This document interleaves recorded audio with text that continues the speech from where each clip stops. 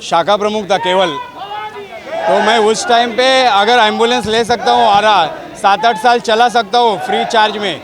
मैं व्यायामशाला बनाया हुआ हूँ वैष्णो नगर में, तो मैं अभी अगर चुन के आता हूँ तो मैं लोगों के लिए बहुत कुछ कर सकता हूँ।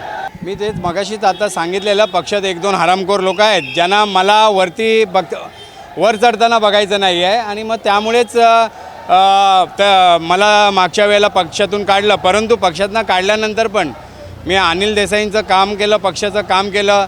गेले 1.5 वर्ष मी पक्षाचं सातत्याने काम करतो आहे आणि कुठल्याही मला बऱ्याचशा पक्षातून बोलवण्यात आलं, शिंदे गटातून बोलवण्यात आलं, परंतु मला उद्धव साहेबांवर अत्यंत प्रेम आहे, अत्यंत विश्वास आहे। त्यामुळे मी शिवसेना, उद्धव बाळासाहेब ठाकरे हा पक्ष सोडून जाणारच नाही अशी माझ्या डोक्यातच असं होतं की आपण हा पक्ष कधी सोडणार नाही। आपला पक्ष माझा जन्म या पक्षासाठी झाला होता।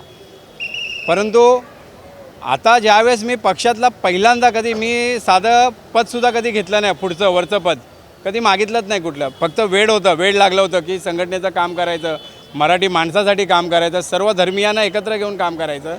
अशी जेव्हा माझी भावना होती त्यावेळेस आम्ही लक्ष दिलं नाही की बाबा शिंदे गट आहे बोलवतो किंवा नाही, उद्धव साहेब मला न्याय देतील अशी माझी धारणा होती।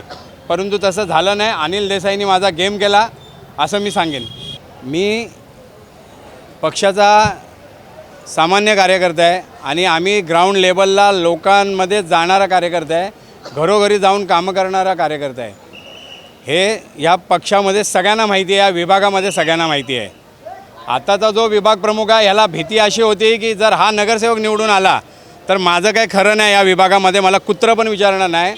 त्यामुळे त्यांनी माझ्या विरोधात षडयंत्र रचलं, पहिला माझं पद काढलं, तरीसुद्धा हा शिंदे गटात गेला नाही, भाजपमध्ये गेला नाही। तर मग आता त्यांनी माझं नगरपालिकेचं तिकीट पण कापलं, ते पण शेवटच्या क्षणाला। अगर मर्द आहे, तू बाळासाहेबांचा शिवसैनिक आहेस तर तुम्ही समोर येऊन सांगायला पाहिजे मी तुला तिकीट देणार नाही।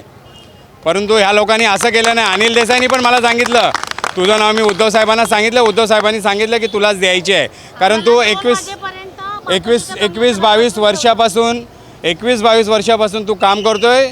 अनिल देसाई सांगितलं हे तुलाच ही तिकीट मिळणार आणि मी उद्धव साहेबांशी बोललेलो आहे।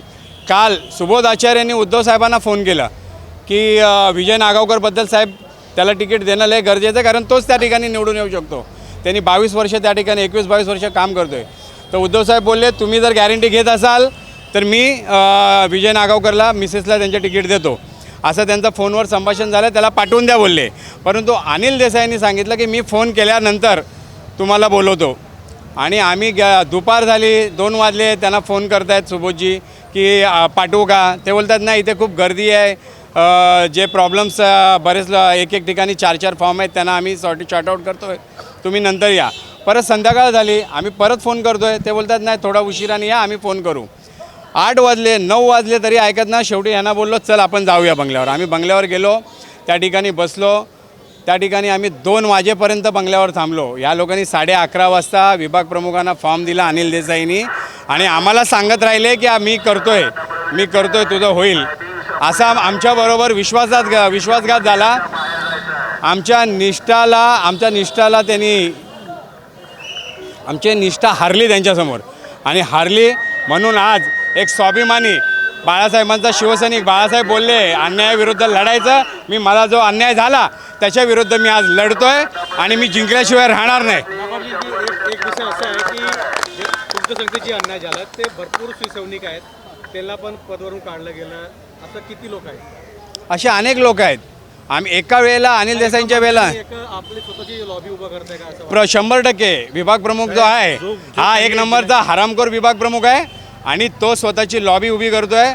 तो पक्षाला बघत नाही आहे, तो बाळासाहेबांची या कट्टर शिवसैनिकांना बघत नाही, सगळ्यांना काढतोय। उद्धव साहेब गांडुळाची भूमिका घेत आहेत ना, नाक तोंड कांड काही ते लक्ष देत नाही आहे।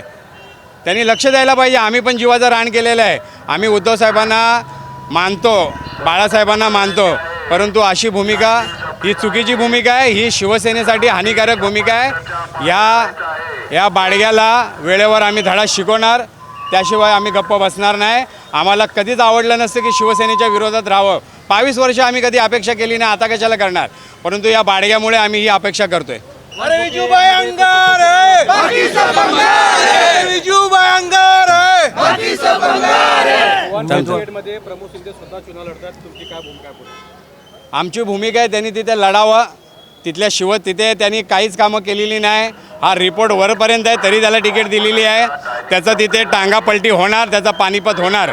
CEN न्यूज देश प्रदेश की ताज़ा तरीन खबरों के लिए CEN न्यूज को सब्सक्राइब करें और रहें पल पल की खबर से हर पल बाखबर.